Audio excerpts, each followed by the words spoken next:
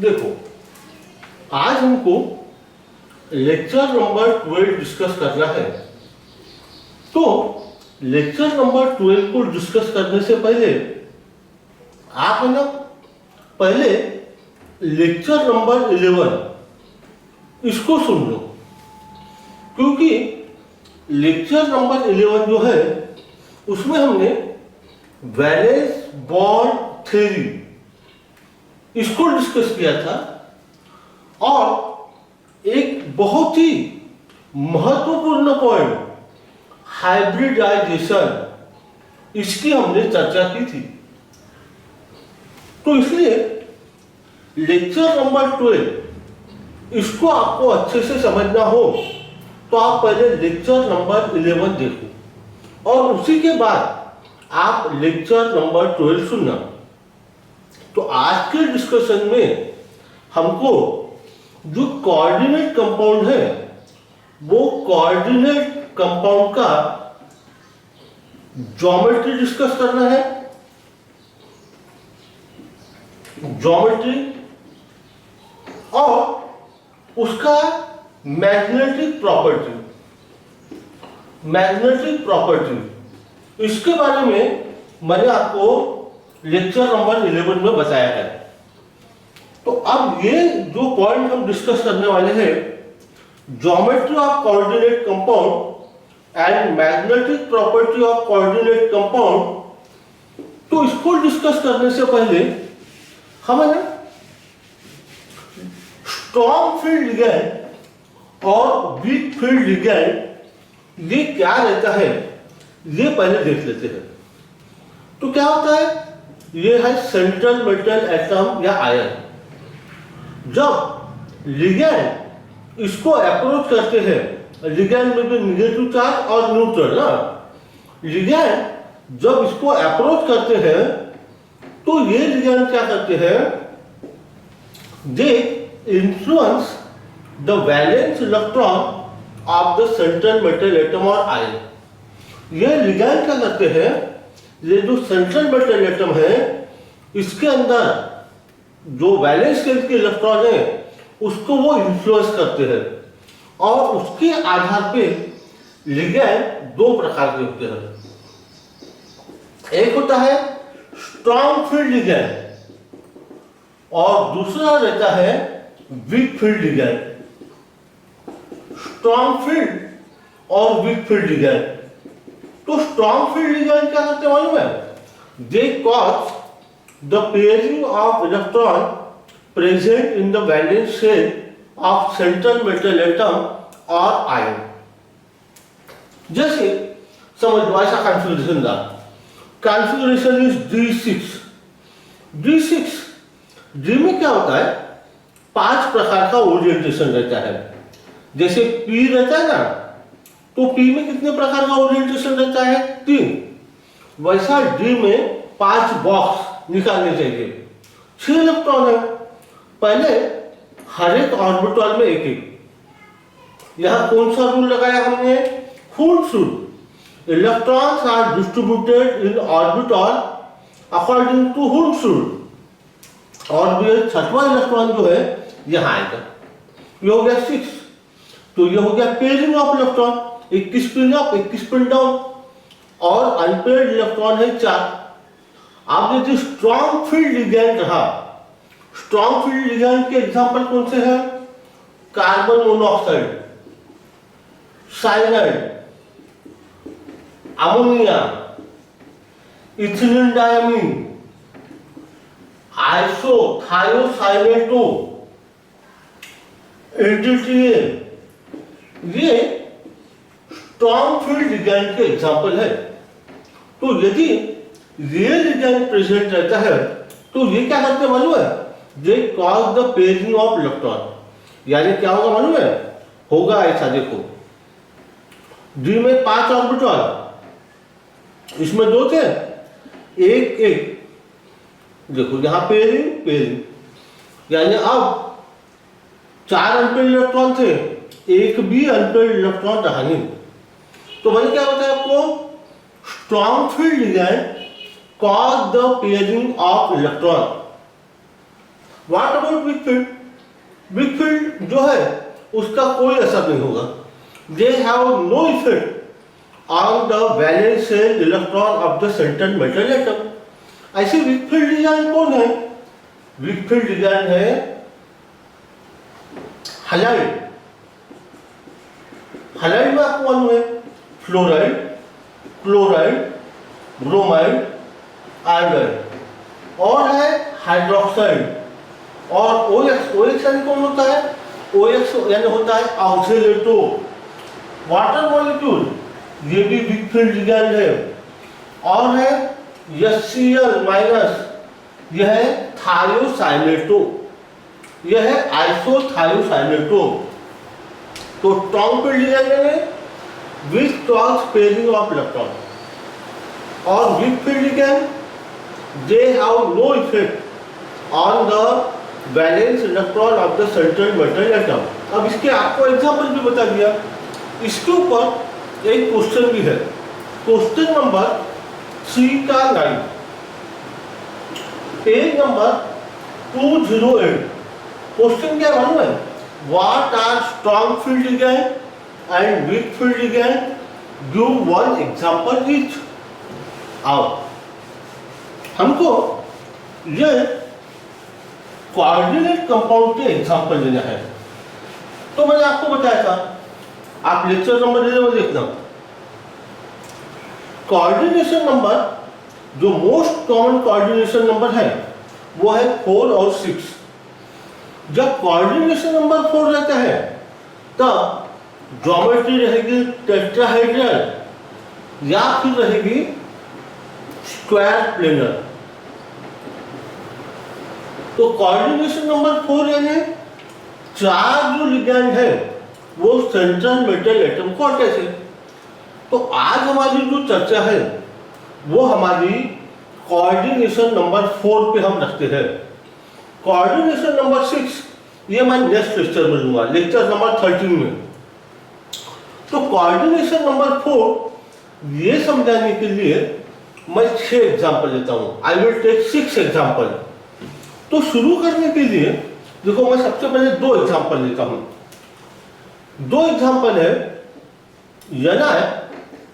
Cl4 2-। बोलो इसका नाम क्या है? नाम के लिए आप लेक्चर नंबर 7 देखना। अब देखो 2 एग्जांपल लिए। अब ये जो 2 एग्जांपल लिए ये आपका पॉइंट नंबर 9.9.3 और 9.9.4 पेज नंबर 203 वहां पर ये दोनों एग्जांपल देकर है। आप पॉइंट नंबर 9.9.3 और पॉइंट नंबर 9.9.4 देख लेना, मैं समझा देता हूं। दोनों में कोऑर्डिनेशन नंबर 4 है। कैसे पता चला? 4 ligand central metal atom nickel को अटैच है। यहां पर भी 4 chloride 4 ligand central metal atom को अटैच है और इसलिए कोऑर्डिनेशन नंबर हुआ 4। और दोनों में ऑक्सीडेशन स्टेट जो है वो है +2। कैसे निकला एक बार निकाल के दिखाता हूं। देखो इसका हमने ले लिया, समझ लो यक्स। मालूम नहीं है यक्स साइनाइड 4 है इंटू -1 इक्वल टू कितना चार्ज है? -2। X equal to +2। Oxidation state of nickel in टेट्रासाइनोनिकेलेट 2 is 2। और इसमें भी 2, क्लोराइड 2 पर -1 चार्ज रहता है। अब देखो दोनों का है ना कोऑर्डिनेशन नंबर 4 है। दोनों में जो ऑक्सीडेशन स्टेट है सेंट्रल मेटल एटम निकेल का वो +2 है। और इसलिए हमारी अपेक्षा क्या मालूम है कि दोनों की ज्योमेट्री भी सेम रहेगी।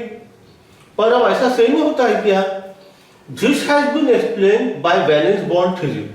तो ये वैलेंस बॉन्ड थ्योरी के पोस्टुलेट अब देख लो इस प्रकार से है। Valence bond postulate number 1 of valence bond theory, A central metal atom or ion present in a complex provides a definite number of vacant orbitals, yes, P and D for the formation of coordinate bond with the ligand.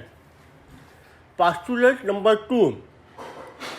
The number of vacant orbitals provided by the central ion is same as its coordination number. Postulate number 3. These vacant orbitals undergo hybridization to form same number of hybrid orbitals. Postulate number 4. The vacant hybrid orbital of the metal ion overlap with filled orbitals of the ligand to form coordinate bond with metal and ligand. Postulate number 5.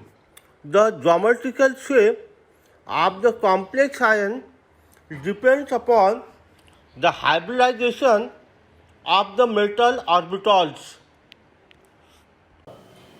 और फिर ये दो example से ये सारे postulate मैं आपको समझा देता हूँ.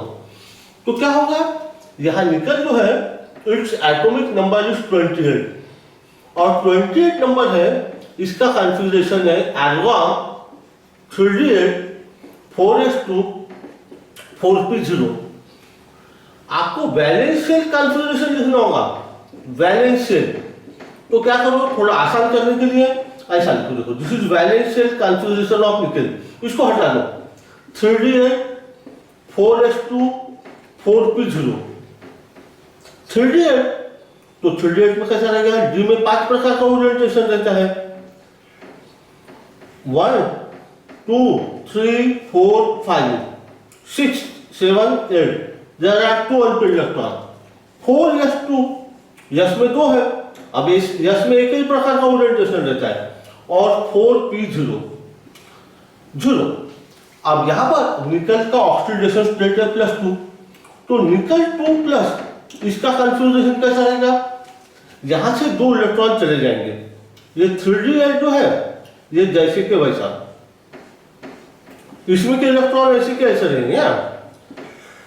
और 4s जो है इसमें के दोनों इलेक्ट्रॉन गए, ये हो गया 4s0. और 4p वो तो पहले से 0 है, उसमें इलेक्ट्रॉन नहीं है. अब साइलेंट जो है वो कैसा लिगैंड है, स्ट्रॉन्ग फील्ड. और अभी क्या बताया आपको, स्ट्रॉन्ग फील्ड लिगैंड होने की वजह से ये जो इलेक्ट्रॉन है यहां आएगा. As silent is a strong field ligand, pairing of electron in 3d orbital will take place and one of the 3d orbital now becomes vacant. तो यहाँ पर 5 ऑर्बिटल उपलब्ध है हाइब्रिडाइजेशन के लिए. 1 3d 1 4s एंड 3 4p. और यहाँ पर कोऑर्डिनेशन नंबर कितना है, 4 कोऑर्डिनेशन नंबर है. यानी कितने लिगैंड की कितने अपने को ऑर्बिटल की आवश्यकता है, 4. तो इसमें से 2 there are 5 orbital available for hybridization. Nickel utilizes 1 3d 1 4s and 2 4p. देखो इसका यूटिलाइजेशन होगा और बनेगा इससे निकल 2+ इन हाइब्रिडाइज्ड स्टेट. अब देखो हाइब्रिडाइज्ड स्टेट कैसा रहेगा, this is hybridised state. 3d8 ये 3d8 देखो इस प्रकार से. इसके अंदर में ये 8 इलेक्ट्रॉन सबके सब पेयर, और इसको 4 को अटैच करके लिखो. अब इसमें इसका नाम है dsp2 हाइब्रिड ऑर्बिटल. dsp2 नाम क्यों है, एक d एक s और 2p, इसको यूटिलाइज करके ये हाइब्रिडाइजेशन हुआ, इसलिए dsp2. और एक 4p बच गया, वो वैकेंट है 4p0, उसको निकाला तो भी ठीक, नहीं निकाला तो भी ठीक।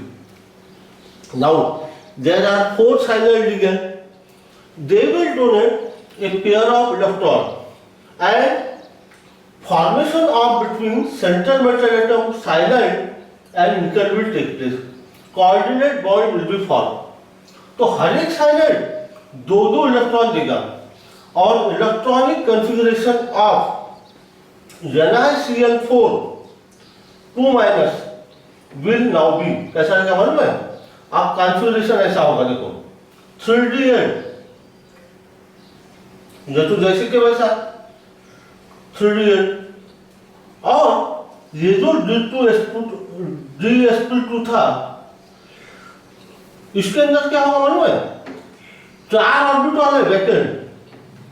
These 4 vacant orbital of nickel form bond with cyanide. हर एक साइनाइड दो दो इलेक्ट्रॉन देगा और इस प्रकार से 4 बॉन्ड बन गए। ज्योमेट्री जो रहेगी, DsP2 की ज्योमेट्री कैसे रहती है? Square planar. और वो ज्योमेट्री कैसे निकाले? देखो ज्योमेट्री यहां निकाल के दिखाता हूं। ज्योमेट्री कैसे रहेगी?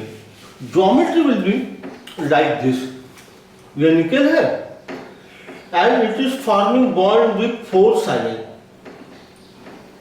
और कौन सा बॉन्ड बनेगा? कोऑर्डिनेट।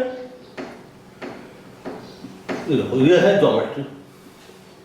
अब बताओ, ये जो कंपाउंड है टेट्रासाइक्लोनिकेलेट 2, ये कैसा है? डायमैग्नेटिक की पैरामैग्नेटिक? निश्चित तौर पर डायमैग्नेटिक। क्यों? एक भी अनपेयर्ड इलेक्ट्रॉन नहीं, डायमैग्नेटिक, इसी को बोलते हैं लो स्पिन। अब हम चर्चा करते हैं ये दूसरे एग्जांपल की। इसका नाम है, बोलो नाम बोलो, टेट्राक्लोरोनिकेलेट 2। अब क्या होगा? फिर से है ना, कॉन्फ़िगरेशन जो रहेगा वो कॉन्फ़िगरेशन रहेगा निकल का बैलेंस, अब डायरेक्ट बैलेंस है ना, 3D8 4s2 4p0, निकल 2 plus 3D8 4s0 4p0। 3D8 D में 5 प्रकार का ओरिएंटेशन रहता है इलेक्ट्रॉन, ऐसे इलेक्ट्रॉन हो गए 4s0 और 4p0। देखो अब क्लोराइड जो है वीक फील्ड लिगेंड है और इसलिए पेयरिंग ऑफ इलेक्ट्रॉन नहीं होगा। Weak field ligand has no effect on the valence electron of the central metal atom, और इसलिए यहाँ पे 1,4s, ये 4s है, combines with 3p orbital and form 4sp3 hybrid orbital। इसके बारे में मालूम है? sp3 लेक्चर नंबर 11 में बहुत डिटेल में समझा दिया है, आप एक बार लेक्चर नंबर 11 जरूर देखो। अब हाइब्रिड स्टेट कैसी रहेगी निकल 2 प्लस की? Hybrid state will be like this, देखो ऐसा रहेगा हाइब्रिड स्टेट। इसका नाम है 4sp3 hybrid orbital. Now each fluoride donate a pair of electron and form 4 bond with 4 nickel। 4 bond बनेंगे, हर एक फ्लोराइड दो दो इलेक्ट्रॉन देगा, ए pair of electron.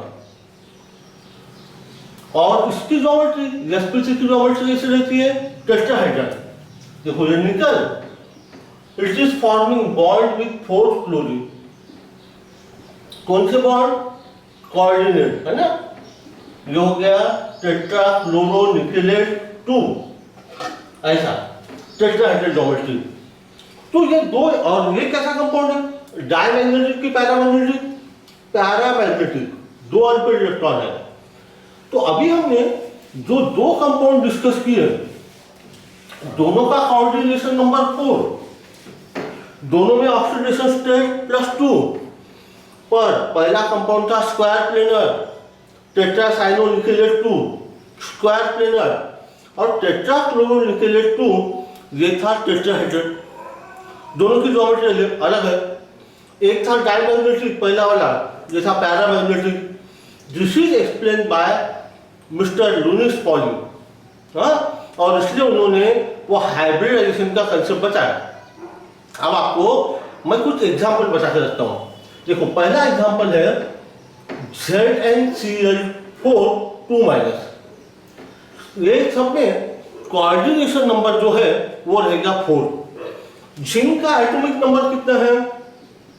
Atomic number of zinc is 30 और कॉन्फ़िगरेशन कैसा रहता है मालूम है? 3d10 4s2 4p0। इसके लिए आप हिंट सुन के रखो।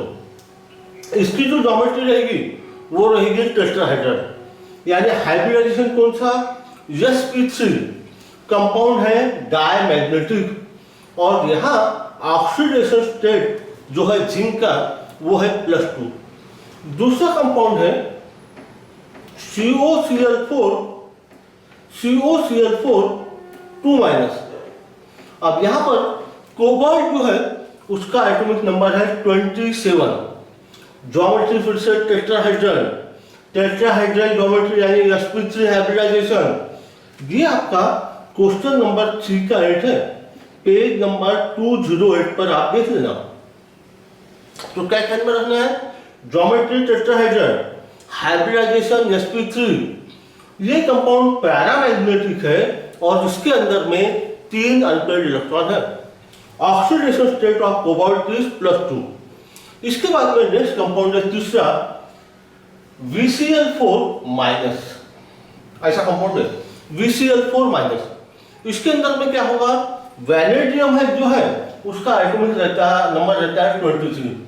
What is the oxidation state of vanadium? यहां पर वैनेडियम का ऑक्सीडेशन स्टेट है +3। हाँ, यहां पर भी टेट्राहेड्रल ज्योमेट्री, यानी जहां ये 2-3 एग्जाम्पल तीनों में टेट्राहेड्रल ज्योमेट्री यानी sp3 हाइब्रिडाइजेशन। ये कंपाउंड रहेगा पैरामैग्नेटिक हैविंग 2 अनपेयर्ड इलेक्ट्रॉन। और लास्ट एग्जांपल है PtCl4 2-।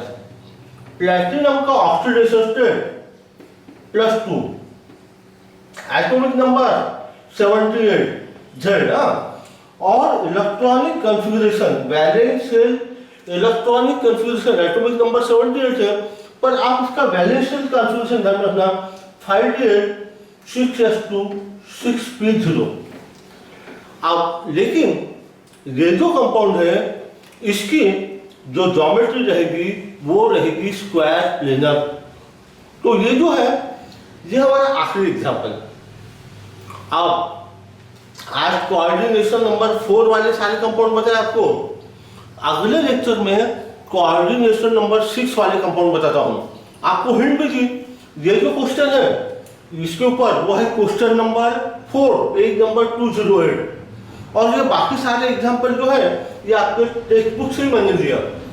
तो आगे कोऑर्डिनेशन नंबर 6 लेक्चर नंबर 13 में बताऊंगा। तो हमारा जो डिस्कशन है वो डे बाय डे चल रहा है, एक एक वीडियो में आपके लिए भेज रहा हूं। आप क्या करो कि इस चैनल को सब्सक्राइब करो, यानी क्या होगा कि जो भी मैं आपको वीडियो भेजूंगा तो जैसे ही भेजा वैसे ही आपको नोटिफिकेशन आ जाएगा। तो सब्सक्राइब दिस चैनल।